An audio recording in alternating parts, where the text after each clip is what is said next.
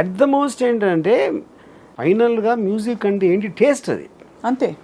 ఇప్పుడు క్షణక్షణం పాటలు చాలా డిఫరెంట్గా ఉంటాయి.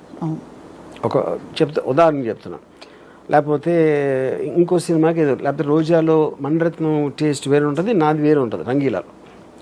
సో ఒక డైరెక్టర్ కానీ మ్యూజిక్ డైరెక్టర్ కానీ ఎవరన్నా విన్నోడు కానీ వాడి టేస్ట్ అనేది మ్యాటర్ అవుతుంది అక్కడ. అవును. అప్పుడు ఏ ఇచ్చిన మ్యూజిక్ని మీరు మీ టేస్ట్లో మీకు ఏమి నచ్చుతుంది అనేది యాక్చువల్ పాయింట్. అది మీ టేస్ట్ ప్రకారం ఏది మీకు ఓకే అవుతుంది. ఇప్పుడు మీకు ఫర్ ఎగ్జాంపుల్ కర్ణాటక సంగీతం ఇష్టం, నాకు లేదు. అవును. అప్పుడు కర్ణాటక రాగంలో ఇస్తే నేను కాదంట. కానీ మీరు చెప్పేటప్పుడే నాకు ఈ స్టైల్లో కావాలి, వాల్స్లో కావాలి, హార్డ్ రాక్ కావాలి, లేకపోతే ఎక్సా వయ్య ఉన్న మ్యూజిక్ స్టైల్స్లో మీరే ఇస్తున్నారు దాని ప్రాంప్ట్ ఏ స్టైల్లో కావాలో ఆ సాంగ్ అని. సో ఇక్కడ ఈ పాయింట్ మీరు చెప్తున్నది ఎలాబరేట్ చేస్తే బిగ్గెస్ట్ బెనిఫిట్ ఏంటి? కాస్ట్ కటింగా, టైం సేవింగా, లేక? Obviously cost and time saving, అది ఆబ్వియస్. కానీ ఇంకా పెద్ద ఏంటంటే మ్యూజిక్ ఇండస్ట్రీ చచ్చిపోతుంది. ఇప్పుడు ఈ మ్యూజిషియన్స్ ఎందుకు నేర్చుకుంటారు మ్యూజిక్ అసలు? ఇప్పుడు సింగర్స్ ఎందుకు వస్తారు అంటే ఒక ప్రొఫెషన్ లేదంటే అది లేదు కదా. ఎందుకంటే అదంతా బైపాస్ చేసి ఇది మీకు ఇచ్చేస్తున్నప్పుడు ఆ ప్రొఫెషన్ మీరు అసలు దాన్ని ఫాలో అవ్వటం మీనింగ్ లేదు కదా. ఇంకా అయినా ఇది కొత్తగా ఎన్నోళ్ళకి షాకింగ్ ఉంటుంది. నేను ఇప్పుడు ఒక డెమాన్స్ట్రేట్ చేస్తాను. ఇప్పుడు ఒక లిరిక్ రైటర్ ఒక అమ్మాయిని మ్యాథమెటిక్స్తో పోల్చమని ఒక ఇది ఇచ్చాను, ఒక లిరిక్ కాన్సెప్ట్. ఓకే. ఇప్పుడు అతను ఇచ్చిన లిరిక్స్ని నేను ఈ one of these A generation music యాప్లో పెట్టాను. అది పెడితే అది అంటే నేను చెప్పిన దాన్ని బట్టి ఒక వర్షన్స్ ఇచ్చుకుంటూ పోయింది. ఓకే. నేను నా టేస్ట్కి ఏదో అనుకుని కొన్ని పల్లవులు చేశాను. సేమ్ లిరిక్ని ఇన్ని రకాలుగా చేయొచ్చు అనేది ఫస్ట్ ఆఫ్ ఆల్ ఎవరికి ఐడియా వస్తుందని నాకు ఎంతవరకు రాలేదు. ఇన్ని ఇంటర్ప్రిటేషన్స్ ఉండగలుగుతాయి అనేది ఒకే దానికి. ఓకే. ఇప్పుడు పట్టు చేస్తాను.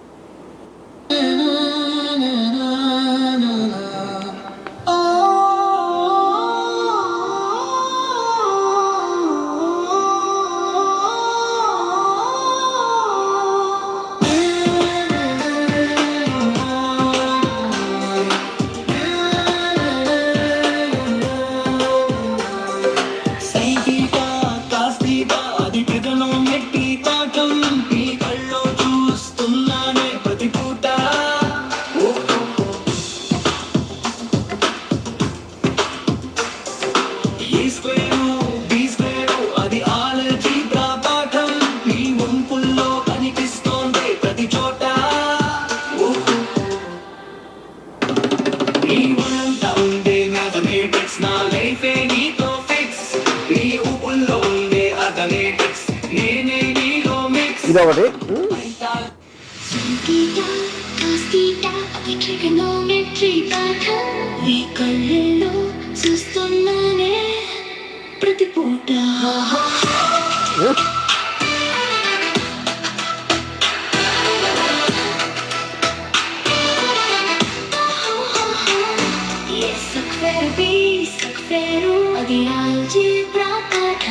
నీ వంపుల్లో కనిపిస్తుంది ప్రతి చోట.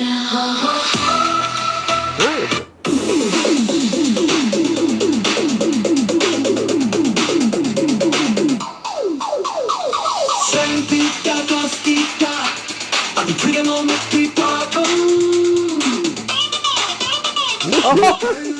చూస్తున్నానే ప్రతి పూట. ఏ స్క్వేరు బి స్క్వేరు అది ఆల్జీబ్రా పాఠం. నీ వంపుల్లో కనిపిస్తుంది ప్రతి చోట. నీ ఒళ్ళంతా ఉండే మ్యాథమెటిక్స్. నా లైఫే నీతో ఫిక్స్. నీ ఊపుల్లో ఉండే arithmetics. Sine theta cos theta అది ట్రిగనోమెట్రీ పాఠం. నీ కళ్ళల్లో చూస్తున్నానే ప్రతి పూట.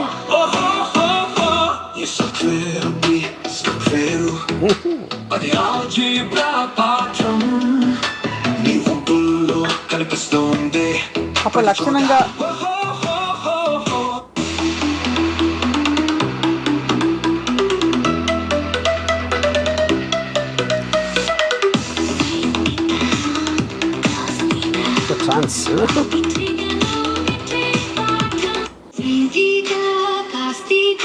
ట్రిగనోమెట్రీ పాఠం నీ కళ్ళల్లో చూస్తున్నానే ప్రతి పూట. ఓ స్క్వేరు అది ఆల్జీబ్రా పాఠం నీ వంపుల్లో కనిపిస్తోందే ప్రతి చోట. సో ఇప్పుడు మీకు 6 వినిపించాను, అది 100 ఇస్తుంది, 200 ఇస్తుంది variations, and all of them each of them in 15-10 seconds. ఇప్పుడు వాయిస్ మ్యూజిక్ ఎవ్రీథింగ్ జనరేట్ చేస్తే ఇప్పుడు నిజంగా ఉన్న ఆర్టిస్టులు ఏమవుతారు, ఏం చేస్తారు వాళ్ళు? తప్పకుండా దట్ ఈస్ ద పాయింట్. అదే యా, అంటే 10-15 సెకండ్లలో ఈ క్వాలిటీ, అంటే ఒక ట్రాక్ ప్రొడ్యూస్ చేయడానికి మినిమం ముందు అసలు వాళ్ళ కళాత్మకత, వాళ్ళ క్రియేటివిటీ అన్ని వచ్చేసరికి మినిమం 4 hours, 2 గంటలైనా పడుతుంది. మీకు మొత్తం ప్రాసెస్ అంతా ఒక సాంగ్ ఇన్సెప్షన్ నుంచి ఫైనల్ ట్రాక్ రావడానికి 1 month పడుతుంది. 15 days to 1 month will be the time taken generally. కానీ సో ఇప్పుడు ఏమంటారు మీరు, అరే కదా ఏదేదో ఇచ్చారు, ఏదేదో కాదు, ఏదేదో ఇస్తాను కరెక్టే. ఇప్పుడు నేను ఉదాహరణకి నేను ఒకటి అనుకున్నా, ఇది బాగుందని వచ్చిన ఇన్ని వర్షన్స్లో నేను ఒక 10 మందికి వినిపిస్తే ఎవరెవరికి వేరే వేరే తెచ్చింది, ఎందుకంటే టేస్ట్ అందరిది ఒకటే ఉండదు కదా. అవును, మీకు నచ్చిన కొన్ని పాటలు ఫెయిల్ అవుతాయి, మీకు నచ్చని పాటలు సక్సెస్ అవ్వచ్చు సినిమాలాగా. అది that is all the time అవుతుంది. ఆర్ట్లో కూడా మీరు ఆర్ట్ గ్యాలరీకి వెళ్తే అందరికీ ఒకే పెయింటింగ్ నచ్చదు కదా. అవును, వేరే వాళ్ళకి వేరే నచ్చుతాయి. కానీ మీకు స్పీడ్ ఆఫ్ జనరేషను అంత ఫాస్ట్గా ఇచ్చినప్పుడు అది ఎలాగ మీరు అసలు how will you even understand the cortex? కానీ టు బి చాలా ఇది ఎఫిషియన్సీ పాయింట్ ఆఫ్ వ్యూ నుంచి నో డౌట్ అన్డిబేటబుల్. కానీ ఫ్రాంక్లీ స్పీకింగ్, ఒక ఇళయరాజా గారి వెస్టర్న్ సింఫనీ ఆర్కెస్ట్రాస్ అన్నీ వచ్చి తెలుగు పాటల్లో, తమిళ పాటల్లో ఇముడుతాయని ఆయన ముందు ఎవరూ అనుకోలేదు, ఊహించుకోలేదు. అలాగా ఇప్పుడు ఈ కొత్త ఛాలెంజ్ వచ్చినప్పుడు, ఏఐ ఇంత ఫాస్ట్గా ఇంత బాగా ఫట్ చేసేస్తుంది అన్నప్పుడు, మేబీ ఎవరు విని ఎరుగని ఒక సంగీతం కొత్తగా పుట్టుకొస్తుందన్న పాసిబిలిటీ లేదంటే అదే అంటున్నాను. ఆ పాసిబిలిటీ ఉట్టి మీకు ఇదే చేస్తుంది, మనీష్ చేయలేడు అంటలేదు. ఇప్పుడు ఇది కూడా ఒక మ్యూజిక్ డైరెక్టర్, ఇది కూడా ఒక మ్యూజిక్ డైరెక్టర్ అంటే ఇది ఒక హైబ్రిడ్ మోడల్లో ఉంది. హైబ్రిడ్ కాదు, అది మీరు అడిగిన దాన్ని బట్టి కదా. మీరు ఇండియన్ ఫోక్లో ఏమంటారా, ఇది ఏమంటారా, దానికి ఒక 500 స్టైల్స్, అది కూడా నాకు తెలియదు. 500 types ఆఫ్ మ్యూజిక్ ఉందని నాకు తెలియదు ఇంతవరకు, ఏ వచ్చేవరకు. కానీ అప్పుడు మీరు ఇచ్చిన ప్రాంప్ట్ బట్టి చేస్తుంది, అది చేయట్లా. అవును, సపోజ్ మీరు ఇళయరాజా గారు లాంటి పాట కావాలంటే ఇస్తుందా, రాజా సార్ లాంటి పాట? I don't know if you can mention names, ఎందుకంటే that might come under copyright infringement. Sure about అది ఇప్పుడు. కానీ ద పాయింట్ ఏంటంటే, ఇది మ్యూజిక్ డైరెక్టర్ ఎలా ఆలోచిస్తారో అలా ఆలోచిస్తుంది. అవును, ఇప్పుడు ఇళయరాజా టైప్లో కావాలి అంటే ఇళయరాజా టైప్ ఏదో స్టైల్ ఉంటుంది కదా, దానికి ఏదో ఇండియన్ ఫోకో లేకపోతే ఏదో what ever Ilaiyaraaja uses, western classical అలాంటివి వాడతారు కానీ ఆయన. అప్పుడు మీరు ఇళయరాజా అనుకుంటే వెస్టర్న్ క్లాసికల్ అని ఉన్నది. ఇళయరాజా అనేది మీకు నచ్చిన పాటలు మీ మెమరీలో ఉన్నప్పుడు వచ్చిన లేబుల్ అది. That is not a musical language.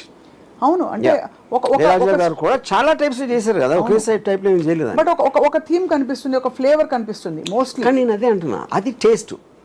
Ilaiyaraaja గారి టేస్ట్ తోటి మీరు అడిగిన టేస్ట్లోంచి వస్తుంది. Same thing happens here also.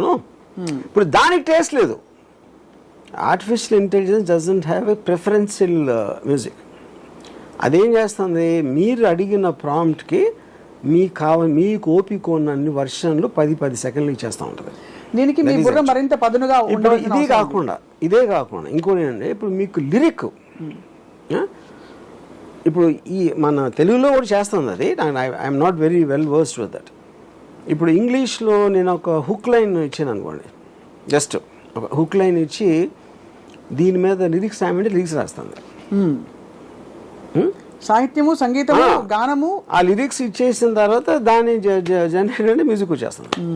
అప్పుడు ఏంటి, మీకు లిరిక్ రైటర్ పని పోయింది, మొత్తం అందరి పనులు పోయి